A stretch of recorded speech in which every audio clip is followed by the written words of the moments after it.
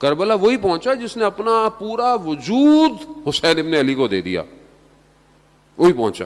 آپ کے سامنے مثالیں ہیں ساری.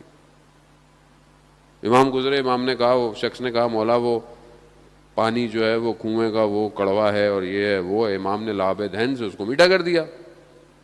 معجزہ دکھایا ہے, معجزہ دیکھ رہا ہے. امام نے بولا چلو ہمارے ساتھ, ہم جا رہے ہیں. کہا مولا وہ معجزہ دیکھا ہوا شخص کیا کہہ رہا ہے؟ مولا میں نہیں جا سکتا. مولا میرا گھوڑا لے لیں, میرا تلوار لے لیں, یعنی میں ہیلپ کر دوں گا مولا, میں ڈونیشن دے سکتا ہوں مسجد کو, لیکن میں مسجد میں نماز پڑھنے نہیں آ سکتا.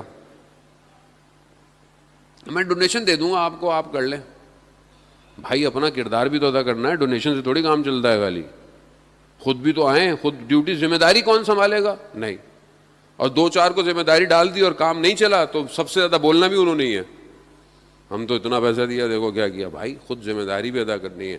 وہاں بھی پبلک ایسی تھی, مولا ڈونیشن لے لے, ہم نہیں آ سکتے مولا. مولا کہا مجھے تمہاری ڈونیشن نہیں چاہیے, اشارہ کروں پوری کائنات ہاتھ میں آ جائے گی. ایسے امام اسی کو کہتے ہیں عزیزان محترم. امام کو کوئی کمی تھی خزانوں کی؟ نہیں, امام کو گوہر چاہیے تھے ایسے کہ جو قیامت تک ڈوبی ہوئی انسانیت کو بچائے. ایسے گوہر امام کو چاہیے تھے. امام نے ایسے لوگوں کو چنا.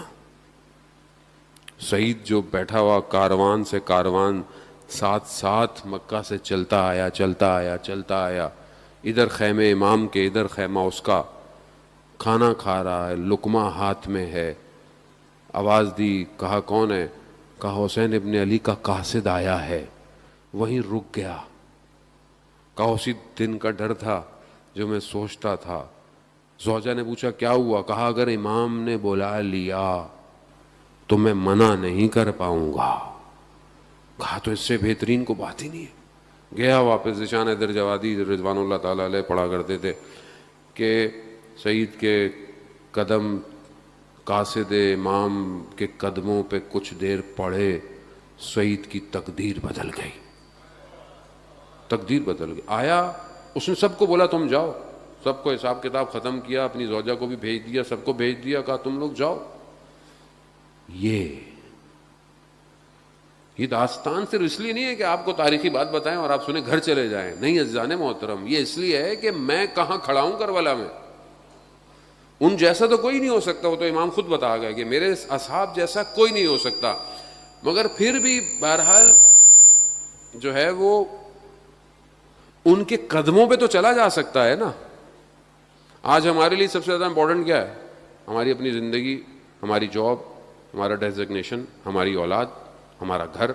انسان پوری زندگی کوشش کرتا ہے, بھاگتا ہے, محنت کرتا ہے کہ چلو بھائی پلاٹ ہی مل جائے کہیں. ہماری کمیونٹیاں اتنی مہنگی ہو گئی ہیں, وہ یہاں لے نہیں پاتا, چلو کہیں اور ہی لے لو بھائی پلاٹ. کہیں کیا کرتا, ساری زندگی اسٹرگل کرتا ہے کہ کچھ بن جائے, کچھ ہو جائے, بھاگتا ہے, دوڑتا ہے, یہ کرتا ہے. یہی انسان کی محنت ساری زندگی. کیا ہے وہاں امام کہتے چھوڑ کے آ جاؤ. چھوڑیں گے؟ مولا بچے چھوٹے چھوٹے ہیں, کیسے چھوڑوں, کیسے پڑھیں گے یہ؟ اس کو ٹیسٹ کرنا پڑے گا عزیزان محترم. ایسے نہیں ملے گی کربلا, میں آپ کو بتا رہا ہوں. ٹیسٹ کرنا پڑے گا.